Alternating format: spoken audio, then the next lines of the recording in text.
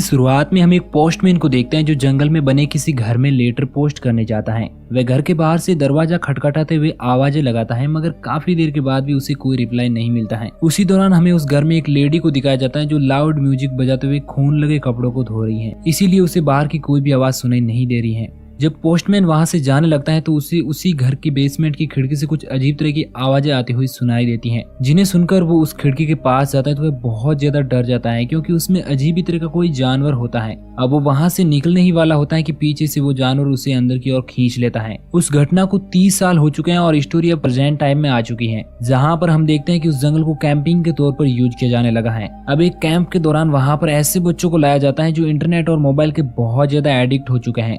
पहले भी कई सारे बच्चों को वहां पर लाया गया, जिससे उनकी इस आदत में काफी सुधार हुआ। इसलिए अब यहाँ पर फिर से 50 बच्चों को लाया जाता है, जिन्हें अलग अलग ग्रुप में डिवाइड कर दिया जाता है और उनसे सारे मोबाइल और इंटरनेट गैजेट ले लिए जाते हैं। अब उस कैंप का मैनेजर सभी को अनाउंस करते हुए बताता है कि यहाँ पर सिर्फ आपको अपने दोस्तों को वक्त देना है और फुल एंजॉय करने के लिए ऐसा सोचो जैसे वो सब कुछ छोड़कर वेकेशंस पर आए हैं। वहीं दूसरी ओर हमें उसी पुराने घर को दिखाया जाता है जिसमें रहने वाली औरत अब बूढ़ी हो चुकी है और वह एक हिरण का शिकार कर उसे बेसमेंट में डालने की तैयारी करती है ताकि वे क्रीचर अपना पेट भर सके। लेकिन जब वह उस हिरण को खींचती हैं तो पैर फिसलने की वजह से वो भी उसके साथ अंदर गिर जाती हैं और अब हम देखते हैं कि वो क्रीचर उस औरत को मारकर बेसमेंट से बाहर निकल जाता है, जिसके हाथ बहुत ही भयानक होते हैं। अब दूसरी ओर हम उन कैंपिंग कर रहे बच्चों को देखते हैं, जिनमें से एक 5 बच्चों वाले ग्रुप को दिखाया जाता है जिसकी लीडर ईजा होती है। वो उन सभी को लेकर 3 दिन के टूर के लिए निकल जाती हैं, लेकिन चलते वक्त बीच रास्ते में 2 ग्रुप मेंबर डैनियल और बाटे किसी वजह से फाइट करने लगते हैं। उस दौरान बाटे को चोट लग जाती है, जिसकी मदद एक जोसिया नाम की लड़की करती है। लेकिन वहाँ पर जुलेक नाम का एक लड़का किसी मरे हुए हिरण को देखकर चिल्लाने लगता है और सभी मेंबर्स वहाँ पर इकट्ठा हो जाते हैं। उस समय ईजा उस मरे हुए हिरण को देखकर बताती है कि ये किसी जानवर का किया गया काम तो नहीं हो सकता और उसी वक्त जोशिया को जंगल से कुछ अजीब आवाजें सुनाई देती हैं। जब वह उन आवाजों की ओर देखती है तो उसे एक पेड़ के पीछे उसी भयानक क्रीचर का हाथ दिखता है जो वहाँ पर खुला घूम रहा है। अब रात हो जाने पर सभी बातें करते हैं। उस समय ईजा जुलेक से पूछती है कि तुमने इस कैंप को क्यों ज्वाइन किया। तब वह बताता है कि मैं एक गेमर हूँ और मेरे YouTube पर 1 मिलियन फॉलोअर्स भी हैं। कुछ दिनों में मैं एक गेम चैलेंज में पार्टिसिपेट भी करने वाला था, लेकिन मेरे गेम खेलने की आदत को देखकर मेरे पेरेंट्स ने मुझे इस कैंप में भेज दिया। अब सभी लोग वहाँ पर अपना टेंट लगाकर सो जाते हैं, लेकिन मिडनाइट में डैनियल उठता है और लेक के पास बैठकर सिगरेट पीने लगता है। कुछ ही बाद वहाँ पर एनेलिया नाम की एक लड़की आ जाती है। वो भी डैनियल के साथ सिगरेट पीती है और कुछ पल एंजॉय करके वापस चली जाती है। और उसके बाद डैनियल वहाँ पर सोए हुए फोन को देखने लगता है, क्योंकि वो वहाँ पर उसे सबमिट ना करके छुपा कर अपने साथ रख लेता है। तभी वहाँ पर वह क्रीचर आ जाता है जो डैनियल को पेड़ के तने पर पटक पटक कर उसे मार देता है। और नेक्स्ट मॉर्निंग हम जोसिया को देखते हैं जो अभी अभी एक बुरे सपने को देखकर जागी है, जिसमें एक सेल्फी लेने के चक्कर में उसकी माँ का एक्सीडेंट हो जाता है।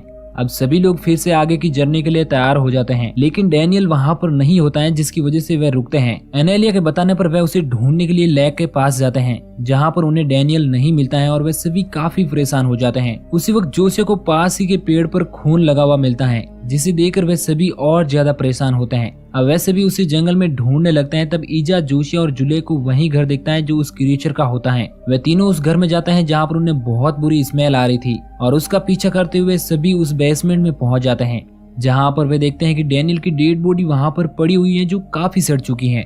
उसी दौरान हम देखते हैं कि वो क्रीचर अब घर में आ जाता है और बेसमेंट में घुस रहा है, जिसे देखकर ईजा जुलेक और जोशिया को खिड़की से बाहर निकाल देती हैं। मगर जब वे निकलने वाली ही होती हैं तब डैनियल की जेब में पड़ा हुआ फोन रिंग करने लगता है। ईजा सोचती है कि मैं इसे लेकर भी निकल जाऊंगी, लेकिन तब तक वे क्रीचर ईजा तक पहुंच जाता है और बाहर खड़े जुलेक और जोशिया के पास ईजा का कटा हुआ सर आकर गिरता है। ये देखकर वो दोनों डर जाते हैं और अपनी जान बचाकर वहाँ से भाग जाते हैं। दूसरी ओर हमें एनेलिया और बैटेक को दिखाया जाता है जो लेक के किनारे बैठे हुए एक दूसरे से बातें कर रहे हैं। तभी वो क्रीचर वहाँ पर आ जाता है और एनेलिया के सर में एक रोड घुसा देता है, जिससे वो वहीं पर मर जाती है।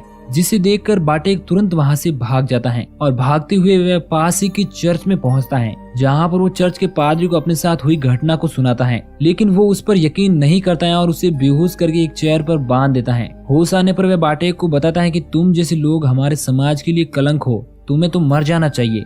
दरअसल उस पादरी को लगता है कि बाटेक एक मानसिक रोगी है जिसका दिमाग सही नहीं है। उसी दौरान उस पादरी को चर्च के बाहर कुछ अजीब सी आवाज सुनाई देती है, जिसे देखने के लिए वह बाहर जाता है। तो उस समय वह क्रीचर पादरी को बुरी तरह घायल करके एक क्रेशर में धकेलकर उसका रायता बना देता है। वही बाटेक अपने आप को उस कुर्सी से खोल लेता है और वहीं पर बने एक लकड़ी के बॉक्स में जाकर छिप जाता है। दूसरी ओर जुलेक और जोशिया जंगल में चलते हुए एक घर पर पहुंचते हैं, जहां पर उन्हें एक बूढ़ा आदमी मिलता है जो वही पोस्टमैन होता है जिसे उस अजीब जानवर ने अंदर की ओर खींचा था, लेकिन किसी तरह वो वहां से जिंदा बाहर निकल गया था। अब वो उन दोनों को 30 साल पहले की कहानी सुनाने लगता है और बताता है कि उस घर में एक लेडी रहती थी जिसके 2 जुड़ा बच्चे थे। उन्हें वो बहुत ज्यादा प्यार करती थी।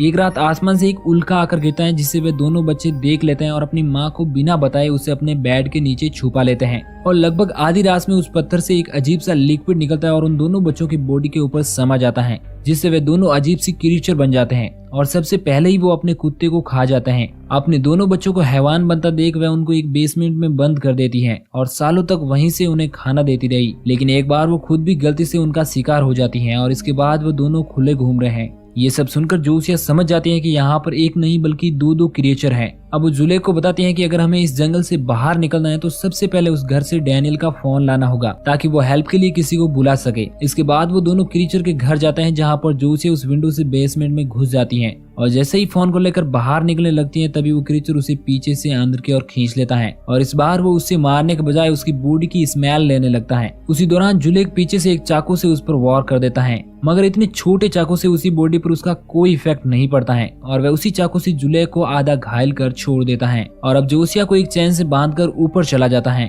बेहोशी की हालत में एक बार फिर से जोशिया को वही बुरा सपना आता है जिसमें उसके माता पिता कार एक्सीडेंट में मारे जाते हैं और वे चाहकर भी उन्हें नहीं बचा पाती हैं और इसलिए डिप्रेशन की वजह से वो कैंप में आई हैं। और जब उसे होश आ जाता है तो वो जुलेक को तड़पते हुए देखती है। जुलेक उसे अपनी बॉडी से चाकू निकालने के लिए कहता है और जोशिया के चाकू निकालते ही वो मर जाता है। अब जोशिया किसी तरह उस चैन से फ्री हो जाती है और डैनियल का फोन उठाकर वहां से जाने लगती है कि उसे वहीं पर एक बड़ी तलवार दिखती है, जिसे लेकर वो ऊपर जाती है और वहां पर सोरे उस क्रीचर को मार देती है। दूसरी ओर हमें बाटेक को दिखाया जाता है जो किसी तरह अपनी जान बचाते हुए उस पोस्टमैन के घर पर पहुंचता है। दरवाजा खटखटाने से पोस्टमैन सोचता है कि शायद वो क्रीचर है, इसलिए वो अंदर से ही अपनी गन से शूट कर देता है। लेकिन जब वह बाहर जाकर देखता है तो बाटेक वहां पर पड़ा हुआ होता है। दूसरी ओर हम देखते हैं कि एक पुलिस ऑफिसर जंगल में पेट्रोलिंग पे आता है और उसी वक्त हाँफते हुए जोशिया वहां पर पहुंचती है, जिसे देखकर वो ऑफिसर उसे अपनी गाड़ी में बैठाकर कैंप की ओर निकल जाता है। लेकिन रास्ते में उसे एक आदमी सड़क पर पड़ा हुआ दिखता है, जिसकी मदद के लिए वो उसके पास जाता है। जोशिया उसे मना करती है लेकिन वो रुकता नहीं है और वो आदमी और कोई नहीं बल्कि दूसरा क्रीचर होता है जो उस ऑफिसर को बीच में से काट देता है। अब जोशिया खुद गाड़ी ड्राइव करके उस क्रीचर को कुचल देती है और वहाँ से निकल जाती है। लेकिन अगले सीन में हम देखते हैं कि रात को 2 आदमी शराब पीते हुए सड़क पर चल रहे होते हैं और उसी वक्त वो क्रीचर वहाँ से खड़ा हो जाता है और यही इस फिल्म का आखिरी सीन होता है। इसके बाद